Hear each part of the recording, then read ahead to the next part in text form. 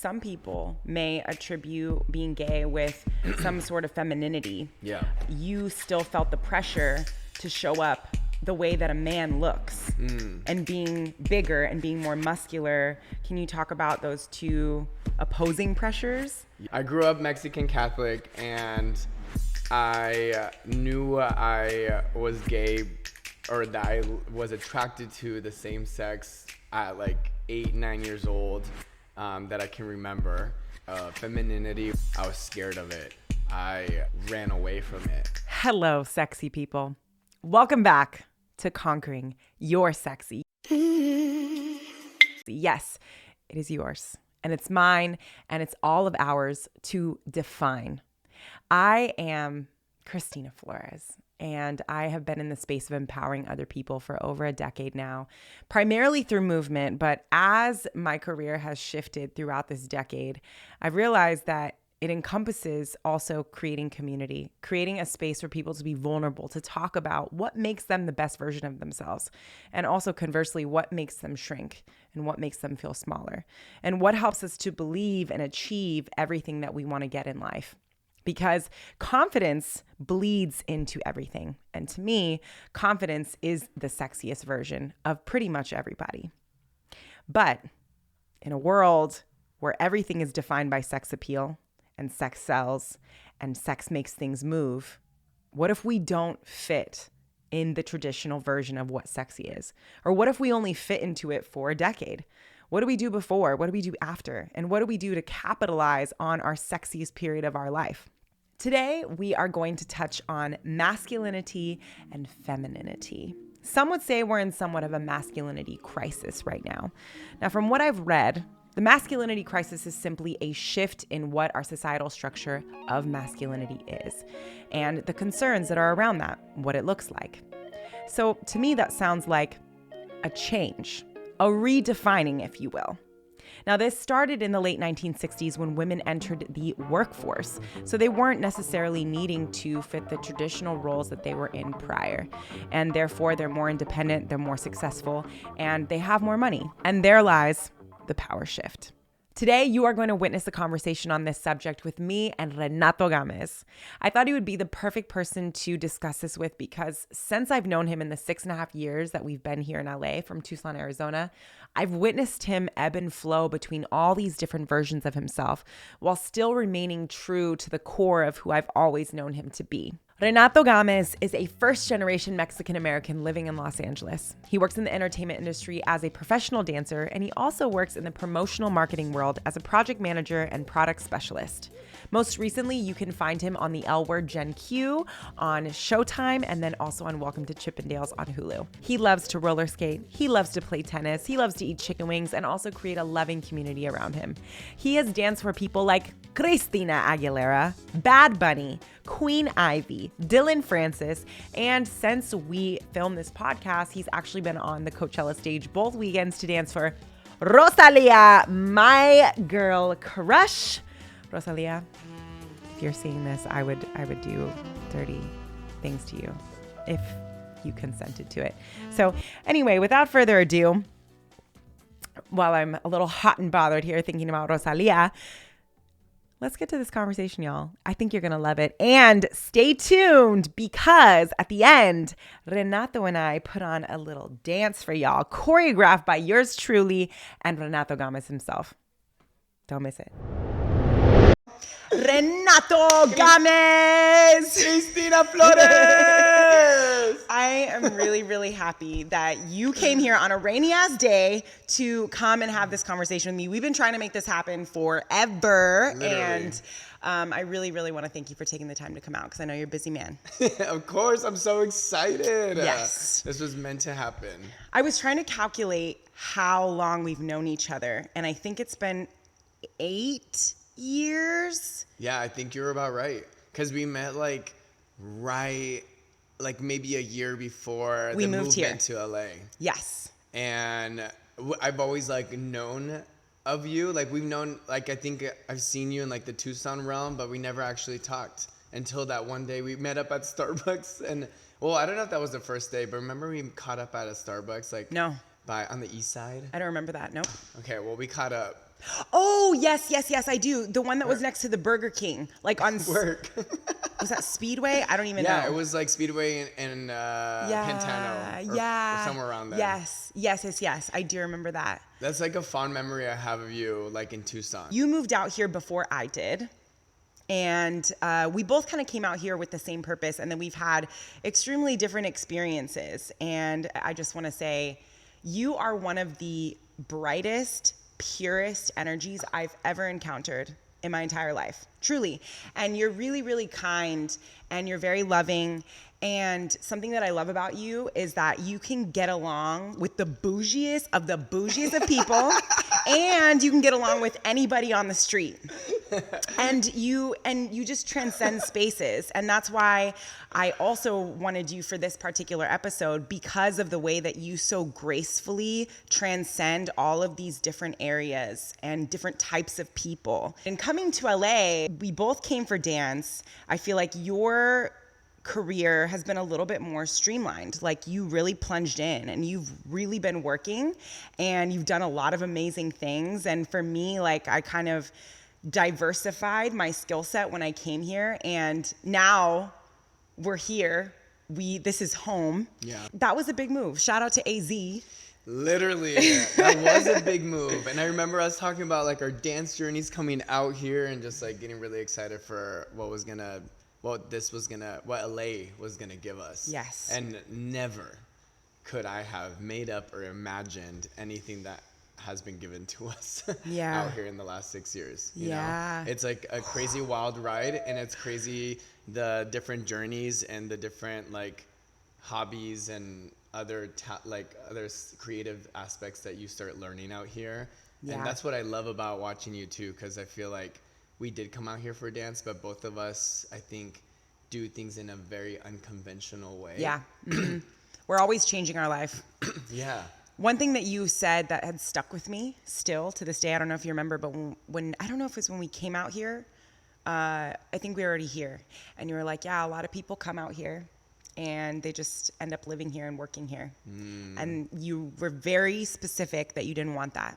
You're like, I want to continue pursuing what it is that I want. And of course, what we want changes, but just still going after that bigger dream. What was the moment, if you remember a specific moment, that you were like, I could definitely pursue my wildest dreams and I deserve to? Honestly, I think since I was like, I would say 11 years old, because I always wanted to move to LA. I didn't even know what LA was. I never had visited, but I always said like, oh, I want to be a famous actor. That's what I told my mom. I'm moving to LA. And she's like, no, papi, no puedes hacer eso. You know what I mean? Like, you can't do that. But from that moment, I knew, like, I felt like anything was possible. I played the violin, and I was like, oh, maybe I'll be a famous violinist. And then I went into choir, and then I went to drama, and it just kept escalating, and then dance. And then I found dance. And when I found dance at like 17 years old, I think that's what made it even more realistic for me. Because it's like, okay, I just started and I feel like I'm catching up pretty quickly with this. And then I got to join the University of Arizona. So knowing that it was already going to be great training for me, I was like, I can't go wrong. I'm doing 4 years of this training. I kept feeling better, more confident. And I'm like, well, we can definitely move to LA with this and make it a dream and make it a possibility for me. And I had no idea what that was going to look like again, but I knew that it could be done. So that's interesting, because you had your mom telling you, no, that's not really something that you can do, but you still believe that you could at such a young age. Do you think that that was purely internal, or was there somebody who gave you an idea or offered you support in some sort of way? I think it was internal. I've been like that since I was little with everything. My whole life has been unconventional. Like, I grew up Mexican Catholic, and I knew I was gay, or that I was attracted to the same sex at like 8-9 years old, that I can remember. And so that was already a thing. I was going against the grain, but I came out at 13. I was like, well, this is who I am. I pierced my ears when I was 10, even though my mom was like, don't ever do that. And I just like grabbed an earring and crazy, just was in the bathroom. I was a wild child. I dyed my hair when my mom told me not to, and I just always did things like that. So for me, it was, I'm gonna make my own reality, and I'm gonna make it all happen regardless of what other people think. I have to do it if it feels right for me. That's beautiful. And it makes sense. It's perfectly aligned with who you are. You've always just been so extremely positive, and I can tell how much you love yourself by the way that you walk around. And I was curious, have you ever had a moment where that's like gone away? 100%, and all the time, even still now. Some of my closest friends, like, sometimes get to see a little bit more of it, like, oh, I didn't even know you were maybe insecure about this, or I didn't know you that was even on your mind, because when I see you, you're just like, boom, hey, how's it going? Like, and that's how people perceive me as, and I perceive myself that way too. But I definitely, yeah, I have like social anxiety, especially when it's like a meetup with like dance people or like a cocktail hour kind of setting. Oh my God, I get nervous to talk to people all the time. And sometimes Wow. about my looks, I'm really critical about my looks. I'm critical about my, even like to get personal, about my body weight. I always was told, you're so skinny, you're so skinny. And it was always like praised because I had a lot of girlfriends. But I hated that. I was like, what do you mean I'm skinny? I don't want to be skinny. I want to be big. A guy's perceived as taller and big and muscular. So yeah, all those things have come with me, and they still come jumble up in my mind. But it's about letting yourself figure out who you are apart from all those thoughts, and like really coming into your own. Now as I'm older, I feel like I can shut up that part of my brain quicker and be like, no, this is crazy. Like, you're good. I feel good, and I like who I am, and I like what I look like, and what I do. Let's go back to that body piece. I find that really interesting because I think some people may attribute being gay with some sort of femininity. Yeah. But you still felt the pressure to show up the way that a man looks, and being bigger and being more muscular. Can you talk about those two opposing pressures? Yeah, I think that's a big part of how I am now. Femininity was like, I was scared of it. I ran away from it. I almost criticized other people that I knew, or that maybe weren't out of the closet or were out of the closet. I criticized them for being feminine. And I knew I like had a feminine touch, but that's what scared me. So I like try to find my masculinity more and not show anyone that side of me. I'd even like drag shows or anything. Like, I criticized all of that until really college, I think. That's when I finally went to a drag show for the first time. I was like, dang, this is art. This is amazing. This is creativity. They're doing so much. And that opened my eyes. And I'm like, then I came out to LA, and then I started expressing my femininity. And I realized I have equal parts of both. And that's what made me feel like really my superpower. And yeah, the body was a thing. Like, still to this day, I'm like, oh no, I gotta go to the gym. Like, I feel like I'm getting too skinny. So it's still back there for sure. But at the same time, it's what keeps me fit, and it keeps me clean cut, and it keeps me the way I like to look, because it fuels me to like take care of my body and take care of myself. Was there any machismo in your household? Being Mexican, was there any of that in your home? I don't know a lot about your father, honestly, so would love to know what that was like. Yeah, 100%. My dad was more reserved and quiet growing up.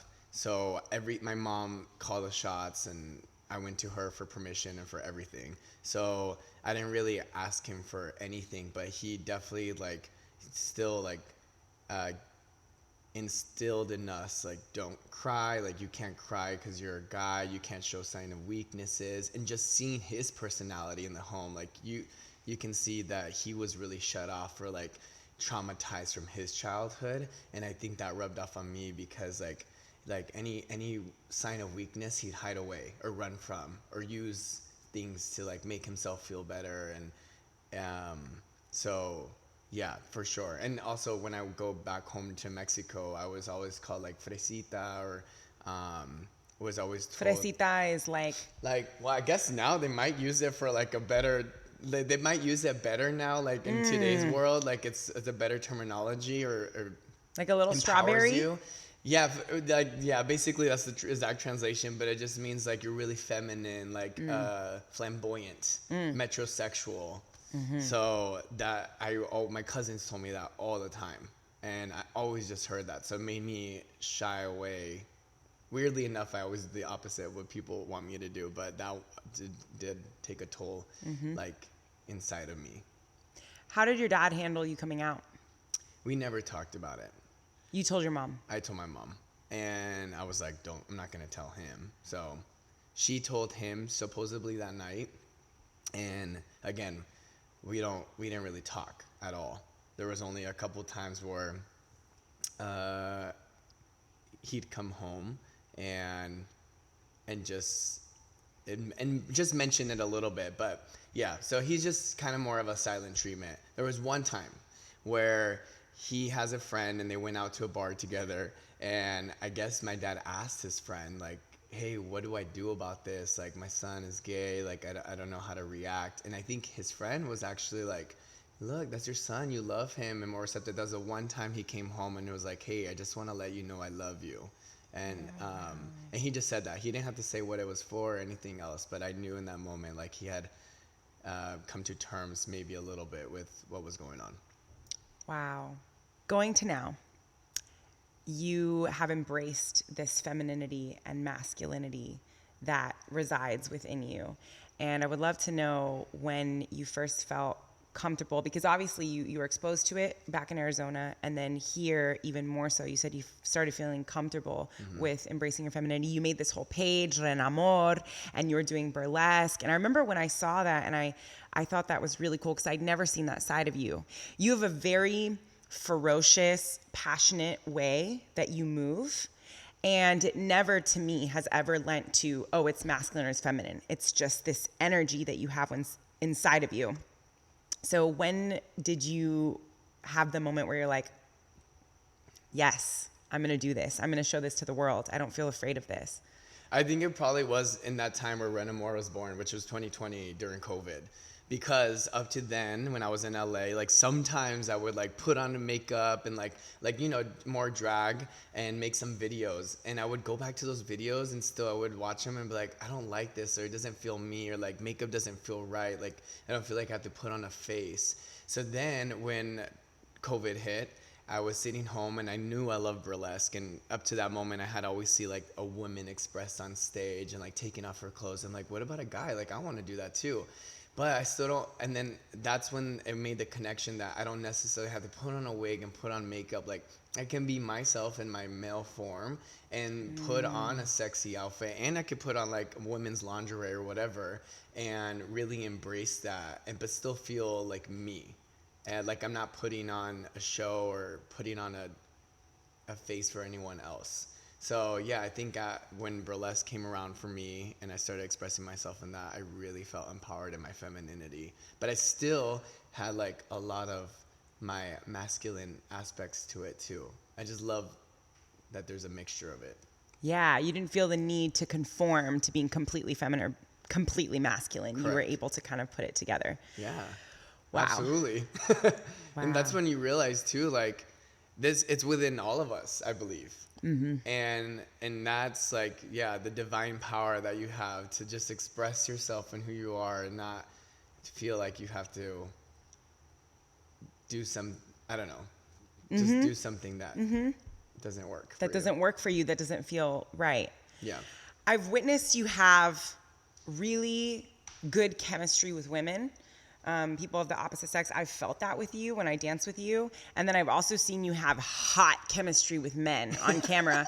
And I wonder what that feels like in your body. Because like for me, I know that I'm attracted to both sexes. Yeah. So, but when I'm attracted, it's not like every woman and man that comes my way, you know, but I wonder what that feels like in your body, because you know which sex you're attracted to, and it's only one, but you still experience this really fiery, passionate connection with both sexes. What does that feel like in your body? Yeah, I think it's more an energy thing. Like, I'm not really thinking about like what sex is in front of me, what gender is in front of me, or anything. Like, if we're expressing ourselves and we're in the moment, we're in like we were doing maybe a more sexual, sensual dance or whatever. It's embracing how I feel about myself and how I want to like shine the light out of me, and then I get to express that with whoever the person is with me. Of course, I think I do a little bit favor, like when it comes to more of a sensual dance, like I feel more comfortable with another guy. But Really? I think so. I guess if I think about it, sometimes with women, it's more like different type of partnering where it's not always like so close and personal. But I don't know. Again, I have done both, and Yeah. I think it just comes from within, and just being able to express that energy with another human body.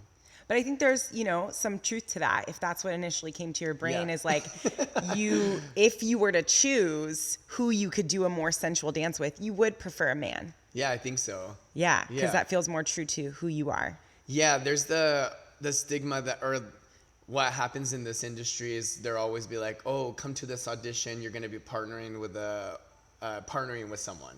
And obviously in my head, it's going to be a man and a woman, because that's what it's always been. So it definitely makes me stop for a second. I'm like, oh, I don't know if I want to do that. Yeah, yeah. I love dancing with like my friends who are like women, and like love dancing with them and expressing myself with them. But like, just like anyone out there, I don't know. I don't know if I like really want to express myself in that way. In that way. Yeah. If it was a guy and guy partner, I'd be like, okay, let's try this out. Let's figure it out. You would feel more open Yeah. to any guy. Yeah, I think so. Wow, that's really cool to hear. I, off camera, was talking with you about like where you're at with dance right now, because it's truly a journey, and you've come out here and you've done so many incredible things, and I would love to hear more about how you envision this next chapter of your life when it comes to dance, and also continuing to embrace new spaces of femininity, masculinity, or if you feel like you're kind of at your cap, like you've done it, you've already expressed it all. I'm very thankful for the jobs that I have had with dance. I'm thankful for the journey that I've had out here. Literally incredible. I wouldn't have never been able to do that in Tucson, Arizona, or have been able to imagine that for me. I think that, like you said, everything ebbs and flows. I love dance, and it's always going to be a part of me. I want to move into actually transition more into like TV and film and commercial, with dance, and actually like more acting and some speaking roles. When I told you earlier, like my timeline, it kind of makes sense. Like I went from like violin to drama to choir, then dance. I think that I love dance, and it catapulted me for like a very long period of my life, because it was like something really tangible, and I practiced it for a long time, and I was able to make money with it out here. But I'm ready to step into new shoes and new learnings in the industry, still in the entertainment industry and creatively. And I also do like work with like marketing agencies as well. So I feel like both jobs right now I've been building up like this, like they're all leveled. And so they're both really strong right now. So I'm okay with taking either path, and knowing dance will always be in my life, but not putting pressure on like having to do it all the time. Like, I don't know, we're getting older. Like, Yeah. I don't feel like my body wants to move like that anymore as much. But yeah, get me in a club and we're gonna be dancing. Yeah. And, it's always in me, no matter what. When music's playing, like I want to dance. Yeah. But yeah, I'm okay with also exploring other avenues and not feeling so much pressure of like, you have to only do dance and you have to be the best professional dancer and go for years doing it in the industry. It will come, and I will keep doing it, but that's it. I think that falls in line with the person that you are, because you have always had multiple interests. And, even through this conversation, we can see like you transcend a bunch of different spaces. So it doesn't surprise me that it would be different when it comes to dance in particular. So today, we're just gonna, for the sake of old times, we're gonna put on a song and put together a little dance. I really hope that you guys have enjoyed this as much as I have. I actually learned more about Renato today that I haven't known or gotten to ask you. So thank you so much for having the conversation with me. Thank you. That was so much fun. And I can't wait to dance with you. It's been so long. I know. Here we go. Woo!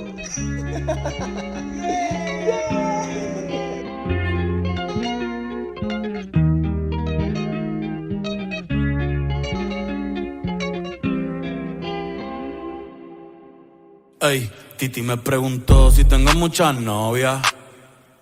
Muchas novias, hoy tengo a una, mañana a otra, ey. Pero no hay boda. Titi me preguntó si tengo muchas novias. Muchas novias, hoy tengo a una, mañana a otra. Me las voy a llevar la... Titi me preguntó, Titi me preguntó, Pero ven acá, muchacho, ¿y para qué tú quieres tanta novia? me las voy a llevar a todas pa' un VIP, ey.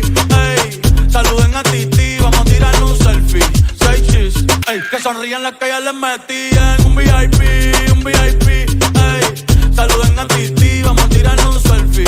Say cheese, que sonrían las que ya se olvidaron de mí. Oye, muchacho, el diablo azaroso. Suéltese más vivir que tú tienes en la calle. Búscate una mujer seria para ti. Muchacho, el diablo. Coño.